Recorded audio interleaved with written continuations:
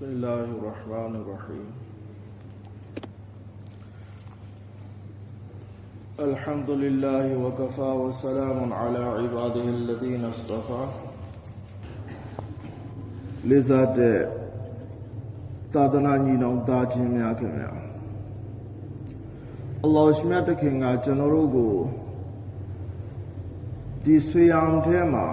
ဒီရိုဇာထဲမှာရိုဇာစောက်ထိန်ခြင်းရဲ့အထက်မှာဒုနီယာဝီအခရာဝီဒုနီယာလောကအဖြစ်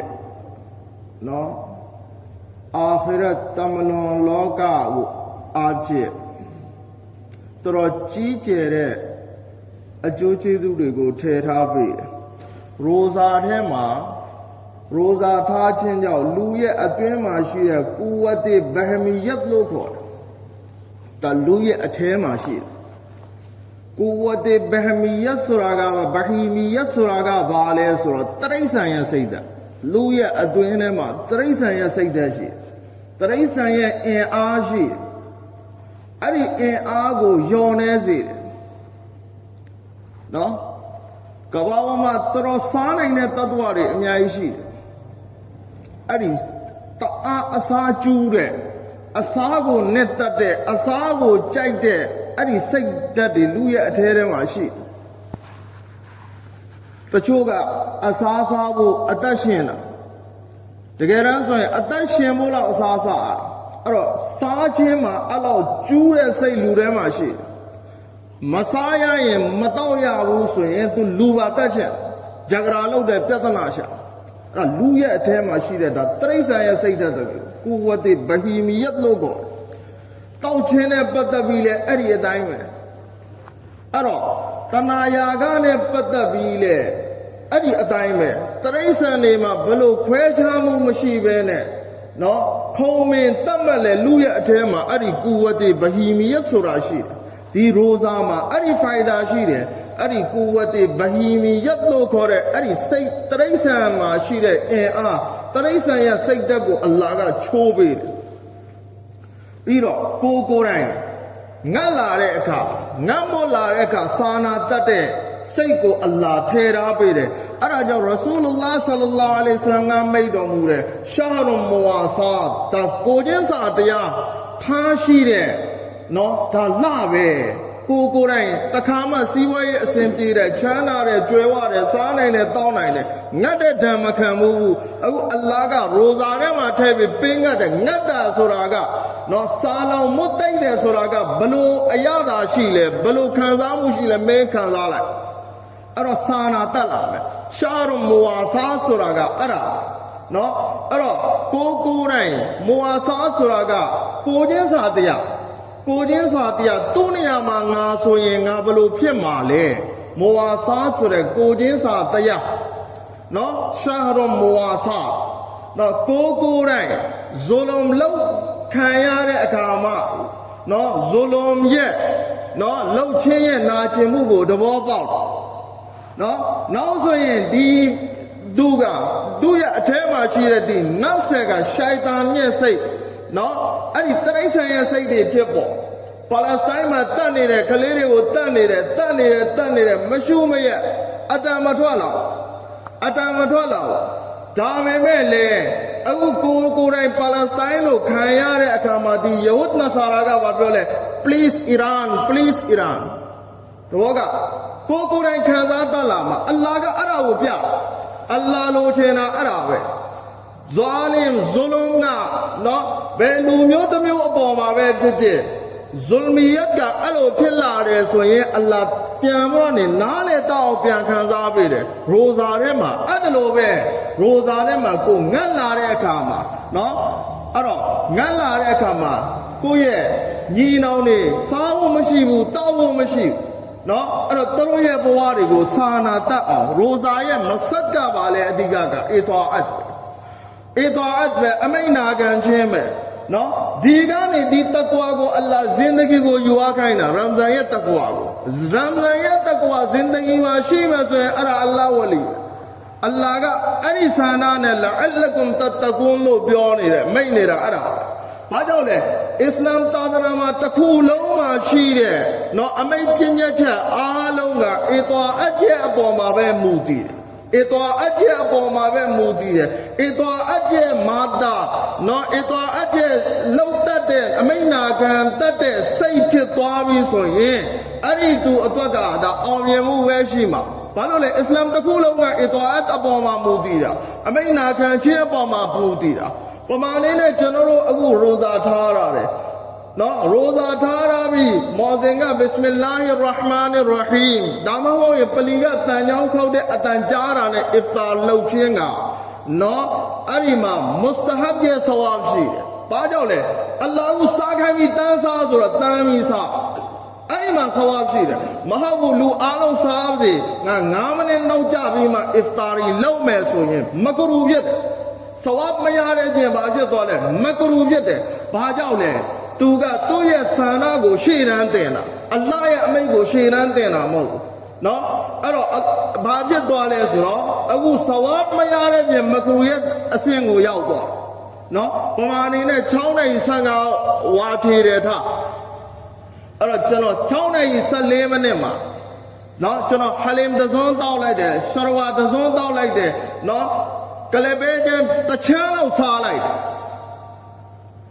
တမနစ်ပဲกว่าတချမ်းလောက်စားလိုက်တယ်ဆိုရင်ဘာဖြစ်သွားလဲကြည့်လားအဲ့ဒီသူကဂုနာဂါဘန္ဒာဖြစ်တဲ့အပြင်ကိုရပ်ပေါင်း60မုဆလ်ဆလ်နော်အစမပြတ်ရိုဇာပြန်ဆောက်ရဘာကြောင့်ပြန်ဆောက်ရတာလဲသူရဲ့စိတ်ကိုခြေတန်းတယ်အလ္လာဟ်မစားခိုင်းနေဘူးအလ္လာဟ်က15မှာစားခိုင်းတယ်သူ14မှာစားတယ်အလ္လာဟ်အဲ့ဒါမလို့အလ္လာဟ်အဲ့ဒါကိုမလို့ရိုဇာကနေအလ္လာဟ်တကွာကိုပေးနေတယ်ဆိုတာတကွာရဲ့တင်တန်းကိုပေးနေတယ်ဆိုတာအဲ့ဒါနော်အဲ့ဒါကြောင့်ဟဇရတ်မောလာနာအရှရဖ်အလီဌာနဝီရာဟီမောလာကဗာမိတ်လဲဆိုတော့ရိုဇာဆိုတာတကွာကိုတက်လန်းတဲ့လေကားပဲတဲ့ရိုဇာထဲမှာတကွာကိုတက်လန်းတဲ့လေကားပဲရိုဇာထဲမှာတကွာကိုသွားတဲ့လမ်းရိုဇာထဲမှာရှိနော်ရိုဇာထဲမှာရှိတယ်ဘာကြောင့်လဲဆိုတော့ရိုဇာရဲ့အခြေအနေတွေမှာကျွန်တော်အလ္လာဟ်ကိုပို့ပြီးတနော်အလ္လာဟ်ရဲ့နော်တစဘီးဘဝနာတွေရှိတယ်ကျမ်းမဲ့ကုရ်အာန်ရဲ့တီလာဝတ်တွေရှိတယ်ပလီလာတယ်နော်အီဘာဒတ်တွေအများကြီးရှိတယ်အဲ့ဒီအီဘာဒတ်တွေနဲ့အတူနှလုံးသားထဲမှာဂုဏတွေကနေရှောင်ဖို့အတွက်နော်ရှောင်ဖို့အတွက်ဂုဏတွေကနေကျွန်တော်ရှောင်ကျင်တယ်အများကြီးနော်ပလီလာတယ်အရင်ကဆိုရင်စားတယ်နောက်တယ်ပါညာအခုဆိုရင်တတိငိမ့်ငိမ့်နဲ့ပလီလာတယ်အရင်ဆိုရင်တယောက်နဲ့တယောက်ကလိတယ်ဟိုလောက်တယ်ဒီလောက်တယ်ရမ်ဇန်မှာတိတ်မလောက်တော့ဘူးနော်အများကြီးဂုဏတွေကိုကနေပါလဲရှောင်ကျင်လာတဲ့ဒလိဖြစ်လာရမ်ဇန်ရိုဇာရဲ့အခြေအနေမှာအဲ့ဒါပဲခေါ်တာတကွာမုတ္တကီကအဲ့ဒါပဲတဲ့ဟဇရတ်မောလာနာအရှရဖ်အလီဌာနဝီရာဟီမောလာကပြောတယ်အဲ့ဒါကိုဘဝတစ်ခုလုံးကိုယူရနော်ကျမ်းတဲ့ကုရ်အာန်ထဲမှာမိတ်တယ်ဝအမ်မာမန်ခါဖမကာမရဘ်ဘီဟီဝနာဟန်နဖ်ဆာအန်လ်ဟဝါအဲ့ဒါတကွာတရားပဲနော်ဘာလဲဆိုတော့ငါရဲ့အလ္လာဟ်ရှိနေတယ်ငါအလ္လာဟ်ကငါ့ကိုမြင်နေတယ်ငါတနေ့အလ္လာဟ်ရဲ့အရှိမရက်ရမယ်ငါရိုဇာကြီးနဲ့ဒီကုနာဘယ်လိုလုပ်မှာလဲအလ္လာဟ်ကငါဘယ်လိုမျက်နှာပြမှာနော်အဲ့တော့ဘဝမှာလည်းပဲတဲ့နော်အဲ့ဒီတကွာတရားရလာပြီဆိုရင်ဘဝမှာလည်းပဲငါကတော့တနေ့အလ္လာဟ်ရှင်ရဲ့တကယ်ရဲ့အရှိမငါရက်ရငါရဲ့ဂုဏတွေကိုနော်ငါဘယ်လိုအလ္လာဟ်ရဲ့ထံမှာမျက်နှာပြမှာလဲအဲ့တော့ဝအမ်မာမန်ခါဖာသူကြောက်နေတဲ့မကာမရဘ်ဘီဟီနော်အလ္လာဟ်ရဲ့ရှိမှရရမှာကိုသူကြောက်ကြတော့နေသူဝါနဟန်နဖ်အန်လ်ဟဝါစိတ်ကတောင်းဆိုလာတဲ့အဲ့ဒီဂုဏအကုသိုလ်တွေကိုသူရှောင်ကျင်မိနေရှောင်ကျင်မိနေမယ်အဲ့ဒါကိုပဲခေါ်တာတကွာတဲ့နော်အလ္လာဟ်ရှင်မြတ်တခင်ကတကယ်တော့ဆိုရင်အီဘာဒတ်အတွက်ဆိုရင်ဖရီစတာတွေလုံလောက်တာပဲနော်အလ္လာဟ်အီဘာဒတ်အတွက်နော်ဂျင်းနဲ့အစ္စလာမ်ကိုဖန်ဆင်းလာတယ်အဲ့ဒီချိန်ဒီဖရီစတာတွေဖန်ဆင်းတော့သူတို့ပြောတယ်နော်ဝနဟနုနုဆဘ်ဘီဟူဘီဟမ်ဒီကဝနုကဒိဆုလကအဲ့ဒီလိုတစဘီဘာဝနာတွေအီဘာဒတ်အတွက်ဆိုရင်ကျွန်တော်တို့ရှိတာပဲဒီလူတွေကိုဘာလို့ဖန်ဆင်းမှာလဲနော်သူတို့ဖန်ဆင်းခြင်းမှာဘာရှိလဲသူတို့ရဲ့ဖန်ဆင်းခြင်းမှာစိုးကျိုးပဲရှိတယ်ဘာစိုးကျိုးရှိလဲ وإذ قال ربك للملائكة إني جاعل في الأرض خليفة قالوا فرشتاري بيوري أتجعل فيها من يفسد فيها ويسفك الدماء ترى الدنيا يوم يجهر لو ما بيتنا سيامة تويجان سيرة لو ديكو ترى لو نا لو ما فانسيا فرشتاكا بلوتي دالي الله شاوتاني بلوتي لي سرا لو تكو أجين جنزوري ناလူထက်ကိုအရင်ဒုနီယာမှာဂျင်စိုးတွေအလားဖန်ဆင်းခဲ့တဲ့ဂျင်စိုးတွေဒါပဲလောက်တယ်ဒါပဲလောက်တော့ဖရစ်စတာတွေသိတယ်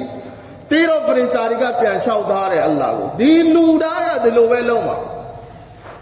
နော်အလ္လာဟ်ပြောတယ်ငါသိတာကိုနရောမသိဘူးဖရစ်စတာရဲ့တာတဲ့အလုပ်တွေထဲမှာရိုဇာလဲပါတယ်ကျွန်တော်တို့အခုလုပ်နေတဲ့အလုပ်ကဖရစ်စတာတွေကိုတာတဲ့အလုပ်ဘာလို့လဲဖရစ်စတာကိုအလ္လာဟ်ဘာပေးတာလဲဘာခိုင်းတယ်အဲ့ဒါပဲလုပ်တတ်တယ်ဆန့်ကျင်ပြီးလဲလုံးမတော့နော်စာလည်းမစာဘူးဘိုက်လည်းမစာဘူးစားခြင်းလည်းမရှိဘူးတောက်ခြင်းလည်းမရှိဘူးနော်လူကဘိုက်စာတယ်ဘိုက်စာပေမဲ့လဲငါရဲ့အရှင်အတွက်ငါရိုဇာထားတာငါရဲ့အလ္လာဟ်ရဲ့အမိန့်ကိုနာခံဖို့အတွက်ငါရိုဇာထားတာအလ္လာဟ်လိုချင်တာအဲ့ဒါ तू စားနေတယ်ဒါပေမဲ့ तू အဲ့ဒီအမိန့်ကို तू နာခံတယ်ဖရစ်စတာမှာကနာခံတာတို့ချိုးပေါက်တာတို့ဒါတို့လုပ်လို့မတတ်အဲ့ဒါကြောင့်ဖရစ်စတာတွေကိုတာတဲ့အလုပ်တစ်ခုကိုလုပ်နေရတာအဲ့ဒီထဲမှာဟာဒီရိုဇာပဲဒီဆွေရမယ်နော်လူရဲ့အစင်တန်အညင့်ဆုံးကဘယ်အစင်တန်လဲနဗီရဲ့အစင်တန်ပဲနဗီကလူတွေကပဲ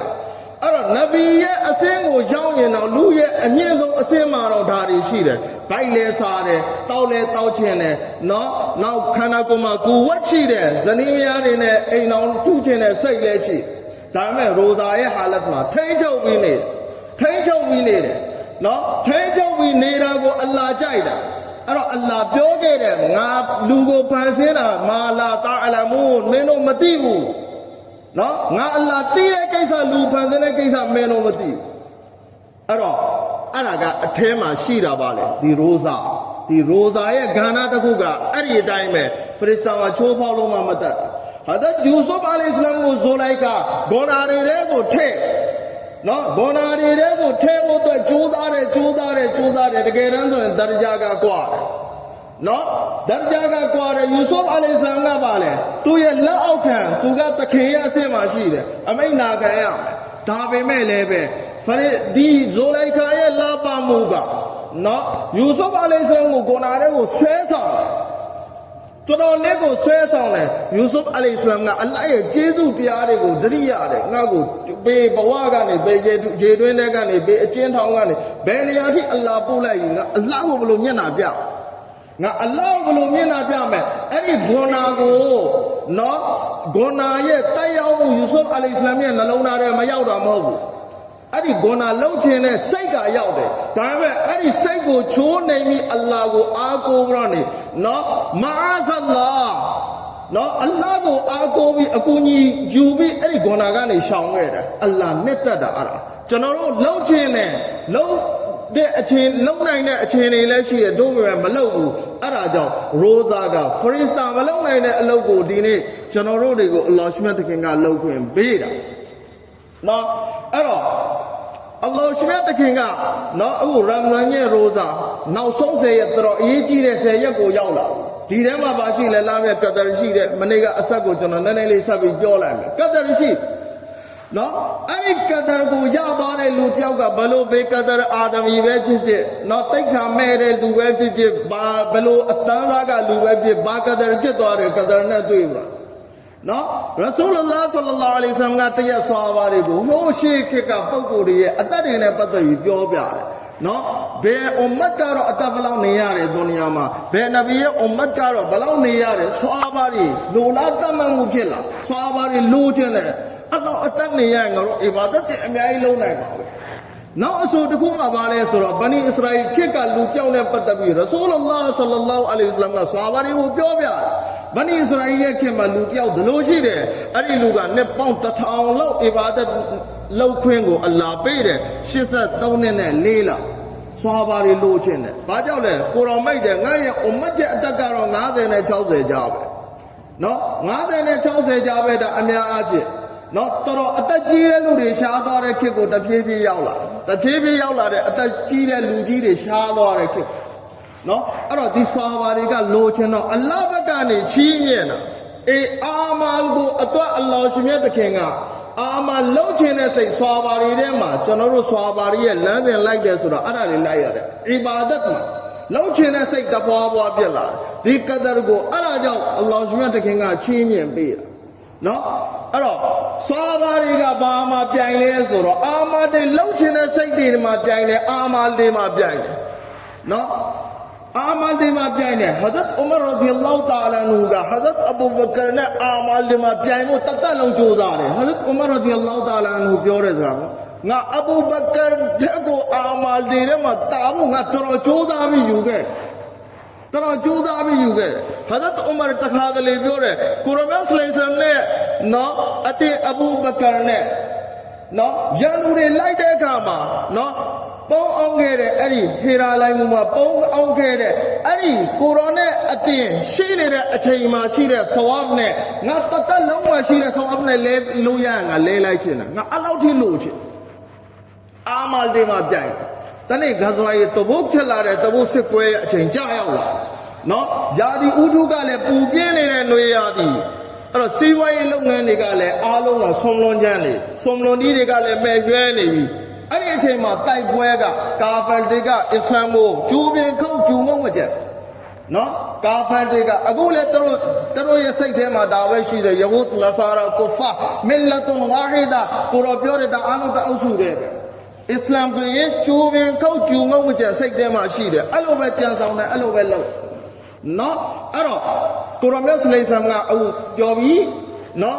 အားလုံးရဲ့အခြေအနေကိုငါကိုရောသိတယ်အခုတဘုတ်စစ်ပွဲစားတော့မယ်တဘုတ်စစ်ပွဲအတွက်အခုပြင်ဆင်ရတော့အဲ့တော့ဘရူပါလူမဲဆိုတော့ဟဇရတ်ဥစမန်ဂနီရဒီအလ္လာဟ်တာအာလာအန်ဟူကသူပိုင်တဲ့ပစ္စည်းတွေကနေနော်စစ်တီတပေါင်းအတွက်လောက်ကိုနော်ပစ္စည်းတွေ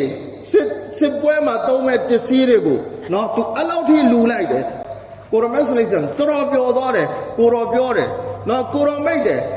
အဲ့တော့ဥစမန်ကအဲ့နောက်ထပ်ဘာမှမလုပ်တော့သူ့အတွက်ကဂျန်နတ်သွားဖို့လွယ်ကူသွားပြီ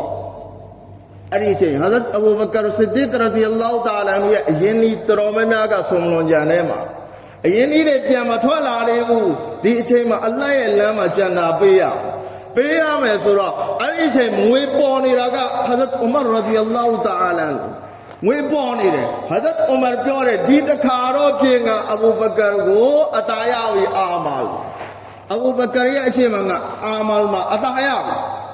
နော်အဲ့တော့နှစ်ယောက်လုံးနော်တမန်တော်ရဲ့အမိန့်တိုင်းသွားပြီးတော့နေနော်ပစ္စည်းတွေယူပြီးလာဟဇရတ်ဥမာရဒီအလ္လာဟ်တာအာလာအထောက်အကြီးယူပြီးလာတယ်ဟဇရတ်အဘူဘကာတည်တည်ပဲသူပိုင်ဆိုင်မှုအတိုင်းအတာနဲ့သူယူပြီးလာနော်အမြင်အားဖြင့်ကြည့်တယ်ဆိုရင်ဟဇရတ်ဥမာရဒီအလ္လာဟ်တာအာလာရဲ့အထောက်ကကြီးနေတယ်ဟဇရတ်အဘူဘကာရဒီအလ္လာဟ်တာအာလာရဲ့အထောက်ကသေးနေနော်ရဆူလုလ္လာဟ်ဆလ္လာလာဟ်အလိုင်ဝါဆလမ်ကနော်အဲ့ဒီအချိန်မေးတယ်တကယ်တမ်းဆိုရင်နေပေ2သိန်းယူခဲ့လဲနေပေ2သိန်းယူခဲ့လဲအဲ့လိုမမေးလိုက်ဘူးတဘောကနေဘလောက်ယူခဲ့လဲဘလောက်ယူခဲ့လဲအဲ့လိုမမေးလိုက်ဘူးနော်နေဘာကိုအိမ်မှာထားခဲ့ပြီနေဘာကိုအိမ်မှာထားခဲ့တာလဲဒါတော်အိမ်လူအိမ်သားတွေအတွက်အိမ်မှာဘာထားခဲ့လဲဟဇရတ်ဥမာရဒီအလ္လာဟ်တာအာလာအန်ဟူဘာပြောလဲဆိုတော့အိမ်မှာတဲ့ပစ္စည်းတွေထဲကနေတဝက်တိတိတော့ကျွန်တော်ယူခဲ့ပလိုက်အလ္လာဟ်ရဲ့လမ်းမှာကျွန်တော်လူပလိုက်ဟဇရတ်အဘူဘကာရဒီအလ္လာဟ်တာအာလာအန်ဟူကိုရောမေးတယ်နော်မာခလဖတာအိမ်မှာဘုရုထားခဲ့လဲဘာထားခဲ့လဲဘာတွေချက်အိမ်ကိုအိမ်သားတွေတော့ဘာထားခဲ့လဲဟဇရတ်အဘူဘကာဆစ်ဒီကရဒီအလ္လာဟ်တာအာလာအန်ဟူဘာပြောလဲဆိုတော့နော်တာရတ်တူအလ္လာဟ်ဝါရဆူလာအိမ်မှာဘာမှမရှိဘူးအလ္လာဟ်နဲ့အလ္လာဟ်ရဲ့ရဆူလ်ကိုပဲထားတယ်နော်ဟဇရတ်ဥမာရဒီအလ္လာဟ်တာအာလာနူပြောတယ်ဒီအခါမှာလည်းပဲငါကအတင်းရဲ့အရှိမအာမာ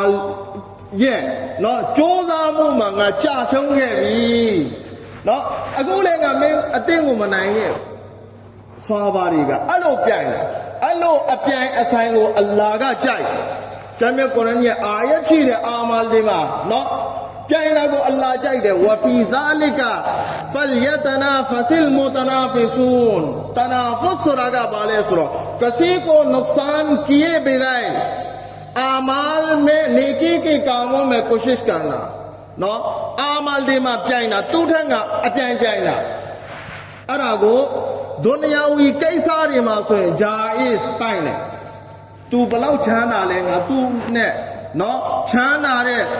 လမ်းစဉ်ကိုကြည့်ပြီးငါလည်းကြိုးစားပြီးတော့သူလူနိုင်ဆုံးငါလူနိုင်အောင်ကြိုးစားမှာပေါ့ဒုနီယာရဲ့အလုပ်တွေမှာဆိုရင်ဂျာအစ်တိုင်းတယ်နော်အီဘာဒတ်တွေမှာဆိုရင်ရှရီယတ်ရဲ့အလုပ်တွေမှာဆိုရင်မူဘာရဲ့အဆင့်မှာရှိတယ်မုစတဟဘ်ရဲ့အဆင့်မှာရှိတယ်ဆွာဘာတွေပြိုင်တာအဲ့လိုအဲ့ဒါကိုအာရဘီလို့ရစ်တာလို့ခေါ်တယ်ရရှတ်လို့ခေါ်တယ်နော်အားကြပြီးသူ့ဘရနေပြိုင်ဆိုင်တာဒါပေမဲ့နောက်တစ်ခုရှိတယ်သူ့ရဲ့ဆန့်ကျင်ဘက်အဲ့ဒါကိုဟဆတ်လို့ခေါ်တယ်ရရှတ်နဲ့ဟဆတ်ရစ်တာနဲ့ဟဆတ်ဆိုတာကဘာလဲဆိုတော့ကစီကီखुशहाली और नसीबा वरी पर जलना और ये तमन्ना करना कि जो नेमत उसके पास अल्लाह ने दिया है जायल हो जाए हासिद को वो नेमत मिले या ना मिले बहरहाल मासूद के पास जायल हो जाए पाले सुरा हसा सुरा का अल्लाह लूटिया को पेड़ाအဲ့ဒီကောင်းတဲ့ဘဝအဲ့ဒီကောင်းတဲ့အချိန်တွေကိုကြည်ပွားနေအလွတ်တန်လောင်အထဲမှာလောင်လာလောင်ရနေဒလိုတမနာလောက်ချင်းသူ့မှာရှိတဲ့အဲ့ဒီဆိုင်အဲ့ဒီရာအဲ့ဒီပစ္စည်းတွေပျက်စီးသွားပါစေဒီလူဆုံးရှုံးသွားရင်ငါပြောဒီလူဆုံးရှုံးသွားတယ်ဒီလူဘဝပြတ်သွားတယ်ကြားရင်ငါပြောတယ်အဲ့ဒါကိုဟဆတ်လို့ခေါ်တယ်အဲ့ဒီဟဆတ်လုပ်တဲ့သူကတဲ့အဲ့ဒီနေမသူရသည်ဖြစ်စေမရသည်ဖြစ်စေအဲ့ဒီလိုလုံးလို့ तू ပြက်စီးသွားလိုက်တဲ့ပစ္စည်းက तू ရသည်ဖြစ်စေမရသည်ဖြစ်စေမရရင်လည်း तू ကျင်တတ်တယ်နော် तू မှမရှိရင်တော့ဘူးနော် तू မှမရှိရင်တော့ဘူးဟာစစ်ကနော် तू ရသည်ဖြစ်စေမရသည်ဖြစ်စေမာဆုဘရုကိုဟဆတ်လုပ်လဲ तू မှမရှိရင်တော့ဘူးအဲ့ဒါကိုရှရီအတ်ကပြောတယ်ဟဆတ်လို့ခေါ်တယ်ဟရာမ်လို့ခေါ်တယ်အဲ့ဒါလောက်ပိုင်လို့မရှိဘူးဆွာဘာတွေအဲ့ဒါမလုပ်ခဲ့ဘူးဆွာဘာတွေလုပ်ခဲ့တယ်တနဖုတ်လုပ်ခဲ့وفي ذلك فليتنافس المتنافسون အဲ့ဒါကြောင့်အာမလ်ဒီမှာကျွန်တော်တူးထဲကနော်ကျွန်တော်အပြိုင်ဆိုင်နဲ့ကြိုးစားမယ်ဂျန်နတ်ရဖို့အတွက်နော်ကျွန်တော်ပထမနေ့မှာအာယတ်တော်ဖတ်ခဲ့တယ်ဝဆာရီအူအီလာမဂ်ဖီရတ်မင်ရဘ်ဘီကုမ်ဝဂျန်နာအလ္လာဟ်အပြိုင်ဆိုင်ပြေးပြီးလာခိုင်းတာပဲဘက်ကိုလေအလ္လာဟ်ရဲ့မဂ်ဖီရတ်ဘက်ကိုဂျန်နတ်ဘက်ကိုနော်အိုအီတလီမုတ္တကီတွေအတွက်ဘာရှိနေလဲနော်အသင့်ပြင်ထားတဲ့ဂျန်နတ်အဲ့တော့ကျွန်တော်တို့ရဲ့ဂုဏတွေကနေဒီနောက်ပိုင်း10ရက်မှာတောက်ချောင်းကိုနော်မငိုချင်လဲငိုချင်အောင်လုပ်ပြီးအလ္လာဟ်ရဲ့အထက်မှာနော်ကျွန်တော်တို့ငိုပြီးတော့နေပြောမယ်နော်တောဘာလုပ်မယ်အစ်ဖြစ်သွားပြီးအစ်ပြီးတဲ့နေကြရင်တဲ့နော်ဂုဏတွေကျွတ်ပြီးဖြူနေတဲ့အဝတ်တစ်ထည်ကဲတော့ပဲတဲ့အလ္လာဟ်အဲ့လိုလုပ်ပေးလိုက်တယ်ဒီရိုဇာသားတွေကိုဒါပေမဲ့ကျွန်တော်အစ်နှစ်ရောက်ပြီးဆိုရင်ပါလေဝါချောစရာတွေလို့ဖြစ်သွားတယ်အဲ့ဒီအဖြူအလ္လာဟ်ဖြူစရာလုပ်ပေးလိုက်တဲ့ဟာတွေကိုနော်တခါတဲ့ဒုနီယာမှာရှိတဲ့ကြီးတွေအားလုံးပေးလိုက်တယ်တလားလုံးနားရတဲ့ဟိုအားလဲတောက်ဒီအားလဲတောက်ဟိုမကောင်းဘူးလဲလို့ဒီမကောင်းဘူးလဲလို့မကောင်းတဲ့တကအကုန်ဖွင့်လိုက်တယ်အလ္လာဟ်လိုတာအဲ့ဒါမဟုတ်ရမ်ဇန်ရဲ့ဇင်ဒဂီနဲ့ဘဝကိုသွားဖို့အလ္လာဟ်ကကျွန်တော်တို့ကိုရမ်ဇန်ကိုထားပေးတာနော်ကျွန်တော်တို့ကအဲ့ဒီကနေဘဝကိုပဲပတ်သွားလိုက်တယ်ဘဝကိုလမ်းကော်ပြီးသွားလိုက်တယ်ရဆူလုလာဆလ္လာလာဟ်အလိုင်ဝါဆလမ်မိတ်တော်မူတယ်ကုလ်လုကွမ်ခတ်တာအွန်လူပြတဲ့အတွက်လူတိုင်းကပါလေအပြစ်ရှင်တွေပဲတဲ့ဝခိုင်ရုလ်ခတ်တာအီနာوخير الخطائين التوابون အဲ့ဒီအပြစ်ရှင်တွေထဲမှာအကောင်းဆုံးသူကတော့တောဝါလုပ်တဲ့သူပဲအလ္လာဟ်ရဲ့ထံမှာကျွန်တော်တို့ရဲ့ဂုဏတွေကိုဘာလုပ်မယ်တောဝါလုပ်မယ်တောဝါလုပ်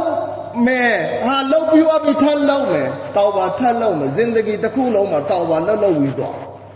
ဇင်ဒဂီတစ်ခုလုံးမှာတောဝါလုပ်ပြီးအစ္စတိဂ်ဖာလုပ်ပြီးသွားရမှာဘာကြောင့်လဲသိလားကျမ်းမြတ်ကုရ်အာန်ရဲ့အာယတ်တော်ရဲ့အသွာလာကိုကြည့် hatta idha hadara ahadahumul maut inni tubtul an နောက်ဆုံးကွယ်လွန်တဲ့အချိန်နော်ဟိုမှာနော်မလာအီကာတွေဘာညာတွေ့ပြီးမာလကုလ်မောက်ကိုတွေ့ပြီးတဲ့အခါမှာကြာရင်ဟာယာအလ္လာဟ်ကျွန်တော်တောဝါတခါလေးလုပ်တယ်မရတော့အဲ့ဒီအရင်ထိအလ္လာဟ်တကားဖွင့်ထားပြီးတဲ့ဆိုတဲ့သဘောတရားကိုပြန်စဉ်းစားရင်ပါလေလူကမေ့မယ်မားမယ် နော်လူကမိမယ်မမယ်တောက်ပါအချိန်ချင်းလို့တောက်ပါအချိန်ချင်းလို့ပြီးဇင်ဒဂီကိုသွားအဲ့ဒီအချိန်ထိအလ္လာဟ်တကားဖွင့်ထားပေးမယ်ဒါပေမဲ့ကျမ်းမြတ်ကုရ်အာန်ထဲမှာကျွန်တော်ဥနာဖတ်လိုက်တဲ့အာယတ်တော်ထဲမှာအလ္လာဟ်ဂရီတခုတော့တောင်းတယ်والذين إذا فعلوا فاحشة أو ظلموا أنفسهم ذكروا الله فاستغفروا لذنوبهم နော်လူပြစ်တယ်နော်ဒုနီယာမှာမိမယ်မားမယ်ဂုဏတွေလောက်ပြီးလာတယ်ဂုဏတွေလောက်ပြီးလာဒါပေမဲ့အဲ့ဒီဂုဏတွေကနေတောက်ပါလောက်ရတဲ့အလ္လာဟ်ကိုဂရီတစ်ခုတော့ပေးလိုက်တဲ့အာယတ်တော်ထဲမှာအလ္လာဟ်ဂရီတောင်းအဲ့ဒီဂရီကပါလေولن يصروا على ما فعلوا وهم يعلمون တိရနဲ့အဲ့ဒီတောက်ပါလောက်ထားတဲ့ဂုဏကိုနောက်တစ်ချိန်ဘယ်တော့မှမကျူးလွန်တော့ဘူးဆိုတော့နေတောက်ပါလောက်ဘလို့ဂုဏပဲဖြစ်ဖြစ်အလ္လာဟ်ခွင့်လွတ်တော့ဘလို့ဂုဏပဲဖြစ်ဖြစ်ဒါပေမဲ့စီကံချက်ကပါလေမဖောက်ရတော့တောက်ပါလောက်ပြီးရင်အဲ့ဒီအလုပ်ကိုမဖောက်ရတော့ဘူးဒီအာယတ်ကဘယ်နေရာမှာရှိလဲသိလားဝလီရဲ့ဝိသေသအလ္လာဟ်ချစ်တဲ့ဝလီရဲ့ဝိသေသအခန်းမှာရှိတယ်အကြောင်းအရာမှာရှိတယ်အလ္လာဟ်ရဲ့ဝလီရဲ့ဝိသေသအကြောင်းအရာဝလီကနာမလုပ်ရဘူးဆိုတာမရှိဘူးမိမယ်မားမယ်လူပဲဒါပေမဲ့အလ္လာဟ်ရဲ့ဝလီကဂုဏတစ်ခုလုပ်ပြီးရင်အလ္လာဟ်မှာတောက်ပါလုပ်ပြီးရင်ဘယ်တော့မှပြန်မလုပ်တော့အဲ့ဒီလူကအလ္လာဟ်ရဲ့ချစ်သူတဲ့အလ္လာဟ်ပြောတယ်ငါရဲ့ချစ်သူငါရဲ့ဝလီငါရဲ့အချစ်တော်နော်အဲ့တော့آيات ومن يعمل سوءا أو يظلم نفسه ثم يستغفر الله يجد الله غفورا رحيما မကောင်းမှုတွေလုပ်ပြီးအလ္လာဟ်မှာတောင်းပါလုပ်မယ်ဆိုရင်ကျွန်တော်တို့ထင်တယ်အလ္လာဟ်ကတော့ငါဒီလောက်ဂုဏအကြီးလုပ်ထားတာအလ္လာဟ်ခွင့်လွတ်နိုင်ပါမလားခွင့်လွတ်ပေးပါမလားယာဂျီဒီလာအလ္လာဟ်ကိုမင်းတွေ့လိုက်မယ်တဲ့အလ္လာဟ်ကိုရရှိလိုက်မယ်ဂဖူရန်ရဟီမာအလွန်ခွင့်လွတ်တော်မူသောအရှင်အလွန်တနာကျင်တော်မူသောအရှင်ဖြစ်အလ္လာဟ်ရှင်မြတ်တခင်ကိုနေရလိုက်မယ်တချို့တွေဘာထင်လဲဆိုတော့ငါဒီလောက်ဆိုးတာပေးတာဒုစရိုက်ထဲမှာနေခဲ့တာငါကတော့လူတွေကအားလုံးပြစ်လိုက်ပြီနော်လူတွေအားလုံးစတွေးခွက်ထဲရောက်သွားပြီအလ္လာဟ်ကိုတောင်းပါလုပ်လိုက်အလ္လာဟ်ခွင့်လွတ်ပါမလားအလ္လာဟ်အဲ့ဒီအချိန်အထိလဲစောင့်နေတယ်အလ္လာဟူဝလီယုလ်လဇီနာအာမနူယူခရီဂျူဟွမ်မင်အဇ်ဇူလူမာတီအီလာနူရ်အဲ့ဒီဘရူမမကယ်တဲ့အားလုံးဆွန့်ပစ်လိုက်တဲ့ဘဝအမောင်ဘဝကနေအီလာနူရ်ဒီလမ်းအလင်းဘက်ကိုအကောင်းဘက်ကိုအလ္လာဟ်အချစ်တော်ရဲ့လမ်းဘက်ကိုအလ္လာဟ်ပို့ဖို့အလ္လာဟ်တောင်းဝန်ယူတယ်စိတ်ထဲမှာပဲဗာလေငါဘဝကိုငါပြင်လိုက်တော့မယ်ဒီနေ့ကနေစပြီးအလ္လာဟ်ရဲ့ကျွန်တော်မားပါတယ်ကျွန်တော်မိုက်ပါတယ်လူတွေကလည်းအားလုံးကျွန်တော်ကိုဆွန့်ပစ်လိုက်ပြီးကျွန်တော်ရဲ့တကပောက်တွေထဲမှာအလ္လာဟ်ရဲ့တကပောက်တစ်ခုပဲရှိတယ်အလ္လာဟ်ကျွန်တော်တက္ကတောင်းပါလုပ်တယ်နောက်ဒီဘဝကိုကျွန်တော်ဆွန့်လွတ်လိုက်ပြီးဘရောမှပြန်မလာတော့ဘူးကောင်းတာကိုပဲကျွန်တော်ကြိုးစားတော့မယ်ဆိုပြီးတန်လိုက်ကြံချရင်းနဲ့အဲ့ဒီအတိုင်းနေရင်အလ္လာဟ်ပြောတယ်အဲ့ဒါငါရဲ့အချစ်တော်ပဲငါရဲ့ဝလီပဲတဲ့အလ္လာဟ်ရဲ့ဝလီဖြစ်တဲ့နီးထဲမှာအဲ့ဒါလည်းတစ်ခုပါအခုကျွန်တော်ပြောလိုက်တဲ့စကားတွေထဲမှာပြောရုံဆိုရုံတတ်မဟုတ်ပဲနဲ့အဲ့ဒီစကားတွေအပေါ်မှာလက်တွေ့အမလုံနိုင်တဲ့တောဖစ်ဆွာကျွန်တော်ကိုမိတ်ဆွေအားလုံးကိုအလ္လာဟ်ရှ်မြတ်ခင်ချီးမြှင့်ပေးသနာတော်မူပါစေဝါအာခီရူဒါဝါနာအလ်ဟမ်ဒူလ illah ရဘ်ဘီလ်အာလမ်